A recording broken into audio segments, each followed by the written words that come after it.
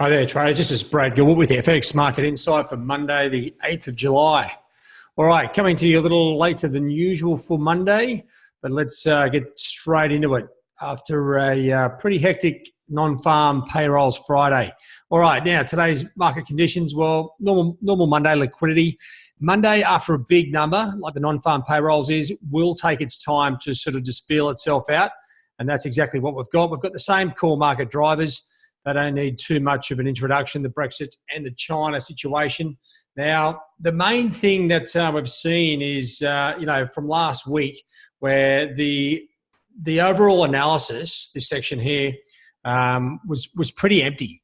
Now, what we've seen is you can see the hourly section here, especially the hourly trend. Okay, the US non-farm payrolls number has really sparked up the market, flipped a few of the current moves around, and got the US dollar sort of driving back to the top side. Now, it's not exactly breaking any sort of records. It's not breaking up on the daily or weeklies. To me, it's a bit of a short-term correction, a bit of an over-exaggeration of a lot of media, a lot of rumours circulating around the Fed and what they would be doing. Now, if you've been reading any of the news, this strong US job gains weaken the case for big Fed cuts, and that's what the market's talking about. And they're also talking about US Fed cut could actually start to see China start to cut rates. I mean, China are going to be very close to cutting because they need that stimulation. Their economy is very much struggling, whether that's directly from the US tariffs. I would say it's a big part of it, but they're already slowing before that. So, this is the cycle of the central banks. The Fed moves, you usually get everyone else falling in line. Now, we've already got the Bank of England, the ECB, the RBA, the RBNZ, all in line there. Now we could see the Bank of China. So what we're going to do is you've got to work out where the opportunity is. Now, I've left, if I just bring you over to the charts, I've left my trend lines where they were. So you can sort of see what happened on the US non-farm payrolls. Actually, just before that, let me just bring you back. So just to give you a look at the numbers, right, this is where you've got to really understand what the hell is going on. If you're getting involved in trading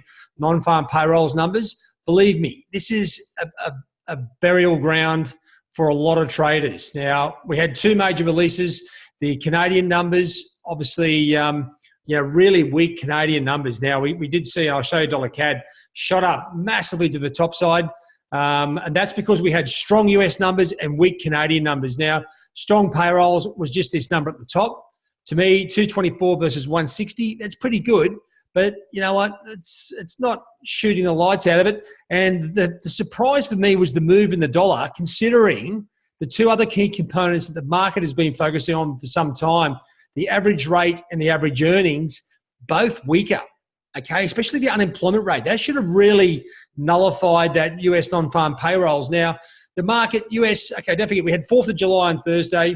The market was hungry for some numbers here, and they got some strong numbers and they ramped into it. Now, as I said, those weaker employment numbers and the weaker average earnings, to me, is enough to really shouldn't have moved as far as they were. I think the market was just looking for something big. See that move break down here in the Aussie. Kiwi had already started to go. You saw dollar yen shoot up to the top side and euro to the down with sterling. And also you can see that massive move to the top side in dollar CAD. That was so overdone.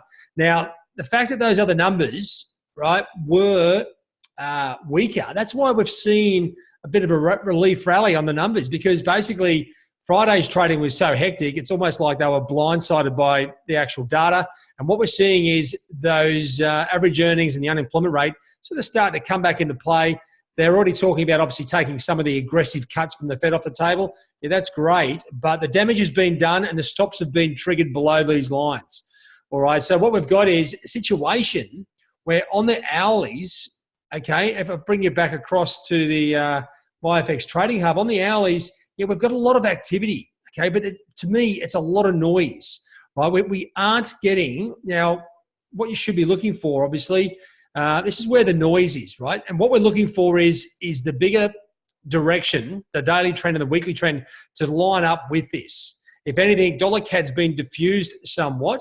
The strong US numbers also come into almost not really putting the Fed into a neut or sideways sort of sentiment, but it does take a bit of the pressure off the downside of the Fed. And that's why we're seeing the dollar bounce. Now, what we're seeing down here is, as you can see, the euro, sterling, Aussie and Kiwi, yeah, they've all flipped down, but on the big picture, most of them are still within recent ranges. So have we got good trading conditions right now? Not just yet, but I think, to me, the US dollar is positioned very nicely to start going up. This is what I think is going to happen. Now, those strong numbers, the employment numbers themselves, the non-farm payrolls, probably enough to give the dollar an underlying bid tone. So what I mean by that is the dollar should come back. Now, to me, if I just bring you back to those charts, I think there's some opportunities going to be coming up.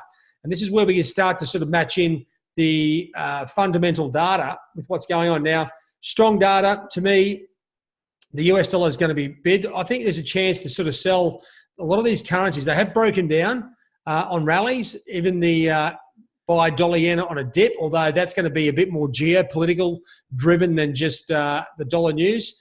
Like these currencies, euro in particular, was already heading down, same as sterling. Now, I'd say sell sterling on rallies, but you know what? I'm just leaving this pair off the table for the moment. I just don't trust the whole Brexit news. And with dollar CAD, it is now, oil has fallen. It's back to almost exactly where it was. This is actually a bit of a wait and see for me. Dollar CAD, it doesn't make sense. But selling Aussie, Kiwi, Euro on rallies and potentially buying dollar yen on dips looks like the way to go. I mean, this is what should have happened Friday, except the market got a little bit carried away with the strong non-farm payroll numbers. All right, so that's a bit of a background for me. So today, what am I looking for? Well, not a hell of a lot. I'm just waiting for the markets to reconnect, which they have done now. We're almost at the end of the Asian session. As we come into Europe, we're looking for some technical levels to get involved in, but really looking for pairs that have the really good setup. And unfortunately, as I said, a lot of the pairs here don't have the perfect setup that I'm looking for. So what do I do from here? Well, I tell you what I start to do. I start to look for what's coming out that's going to really impact the market. We don't really have anything until Fed Chairman Powell speaks on Tuesday. And then we've got a whole bunch of big rolling around numbers. We've got Chinese CPI numbers on Wednesday and UK GDP. We've got the Bank of Canada also on Wednesday and the FOMC minutes, right? So Wednesday, obviously a major key day. And then the ECB meeting accounts on Thursday. Now, this may be registered as a very low impacting event, but what we've seen in the past, the details of these meetings have come out and it's pushed Euro up or down 100, 150 points. So make sure you keep an eye on that. And there's also the Bank of England Financial Stability Report. That's going to be very important as well. But I wish it was today. The US CPI numbers Thursday are, to me, one of the most important. Obviously, the Bank of Canada is going to be another huge, massively volatile event for the CAD. But US CPI numbers is the next major number. Now, when I say the next major number, it's the next major number connecting the non-farm payrolls last week, which was strong, like the underlying number was strong, with the next major number, which is employment and CPI, the two big numbers. We get strong CPI numbers here, and then they'll be sort of talking about taking off any rate cuts off the table from the Fed. This will really decide where the US dollar goes. Hopefully, it's strong and matches up with the US non-farm payrolls. Then we get the consistent numbers driving the dollar, and then we'll start to see a number of these charts up here break daily and weekly trend lines, and we'll start to see a bit of a trend, and that's what we're looking for. Obviously, the US FOMC minutes, another key factor to trying to work out what the Fed is actually trying to tell the market what their plan is. So lots of opportunity this week. To me, it's a little bit early to be rushing straight in. Obviously, the number on Friday was the tradable event. Higher risk. There's a bit of cash in it, especially dollar CAD. I think selling on rallies was the key thing for me. But from here, we've just got to piece it together. Now, we've got a few things coming out, but the most important thing is we've got a few days. Okay, today, Monday, is there a lot going on? I tell you what, there's not. If anything, as I showed you on the charts here, just a bit of a relief rally across the board, and that's pretty much it. So to me, right now, without any fresh data, I'd be looking to get short some of these pairs on rallies. As I said, Euro, Aussie, Kiwi, and well, probably dollar yen. Probably wait and see, because it is more of a safe haven geopolitical play at the moment. And dollar CAD, you can leave that out. And sterling, I wouldn't be giving that too much of a look over either. All right, guys, that's it from me. I think we've got a really cracking week ahead. Obviously, Bank of Canada, we'll get that out of the way. That's going to be hugely hectic.